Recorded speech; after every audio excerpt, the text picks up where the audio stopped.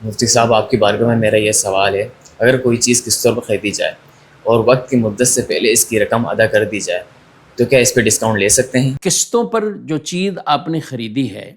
اور وقت طے ہے کہ آپ نے اس کی قیمت اتنے عرصے میں ادا کرنی ہے، مثلاً ایک چیز کی قیمت ₹1,00,000 لیکن آپ اس سے لیتے ہیں 1 سال کے ادھار پر،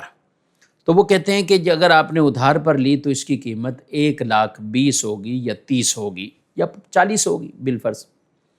اور آپ نے اسے ڈن کر لیا، کوئی دھوکہ نہیں آپ سے دیا، آپ جھوٹ بھی نہیں بولا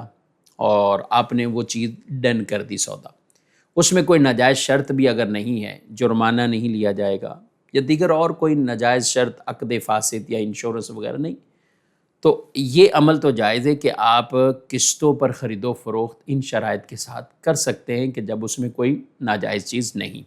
کیونکہ اس نے 2 قیمتیں آپ کے سامنے رکھ دیں، نقد لیں گے تو اتنے میں، ادھار لیں گے تو اتنے میں۔ اب پیچھے آپ نے کہا کہ اگر ہم 1 سال کی مدت طے ہوئی ہے تو اب 1 سال سے پہلے 8 مہینے میں آپ پوری رقم لوٹا رہے ہیں، پیچھے کی جو 4 قسطیں وہ بھی پہلے دے رہے ہیں، تو کیا اس سے ڈسکاؤنٹ لیا جا سکتا ہے؟ تو بالکل ڈسکاؤنٹ لیا جا سکتا ہے، بلکہ اس دکاندار پر لازم ہوگا کہ وہ 4 مہینے کی جو مدت ہے اس کے عوض میں جو قسطیں اضافی آ رہی تھی تو وہ ساری کی ساری مائنس کرے، وہ پھر اسے ساری مائنس کریں۔ مثلا چیز کی قیمت ₹1,00,000 تھی، اب انہوں نے آپ سے 1 سال کی مدت کے لیے، ہم مثال کے طور پہ بیان کریں تو 12,000 اوپر لیے تھے آپ سے کہ 1 سال ادھار پہ آپ نے ان سے چیز خریدی۔ اب 8ویں مہینے آپ رقم کلیئر کر رہے ہیں تو اب انہیں 1,08,000 تک تو رقم وہ لے سکتے ہیں، لیکن 1,12,000 نہیں لے سکتے،